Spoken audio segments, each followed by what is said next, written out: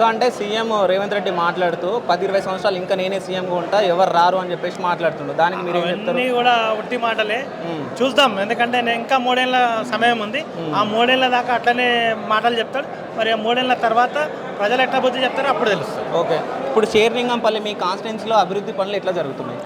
పాత పనులే, మీకు కూడా తెలుసు, మాకు కూడా తెలుసు, ప్రజలకంతా అప్పట్లో మరి మంచినీళ్ళకి ఎంత కష్టం ఉంటుండే, 16-17లో ఎంత కష్టం ఉంటుండే.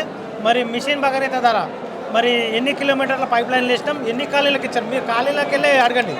మంచి మంచి ఖాళీలలో కూడా వాటర్ సప్లై లేకుండే, ఏదైతే మంచినీటి సౌకర్యం లేకుండే. మరి డ్రైనేజ్ వ్యవస్థ కూడా అట్లనే ఉండే.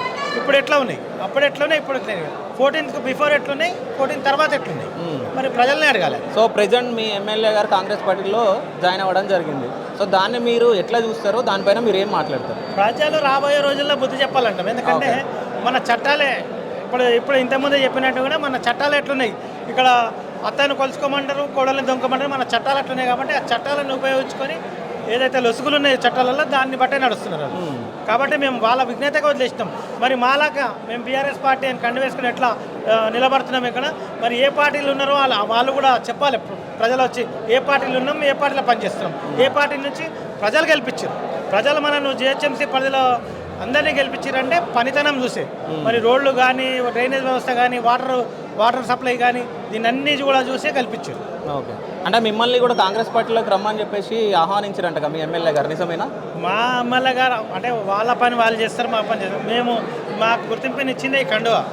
మరి ఈ కండువని వస్తే మేము ఎట్టుకోం. ఎందుకంటే మాకు సాయిబాబా అంటే ఎవరో ఇంతకుముందు తెలియకపోతే మాకు బీఆర్ఎస్ పార్టీ గుర్తింపుని ఇచ్చింది. కేసీఆర్ గారి గురించి ఏమైనా చెప్పమంటే మీరు ఏమని చెప్తారు? కేసీఆర్ గారు ఒక విజన్ ఉన్న నాయకుడు. అందరూ ముఖ్యమంత్రి, రాష్ట్రాలకు ముఖ్యమంత్రులే కానీ మన ముఖ్యమంత్రి తెలంగాణ రాష్ట్రాన్ని తెచ్చిన ముఖ్యమంత్రి. మరి దాన్ని 14 ఏళ్ళు పులి నోట్లో తలకాయ పెట్టినట్టు చావు అంచుల దాకా పోయి తెలంగాణ సాధించిన వ్యక్తి కాబట్టి విజన్ ఉన్న నాయకుడు.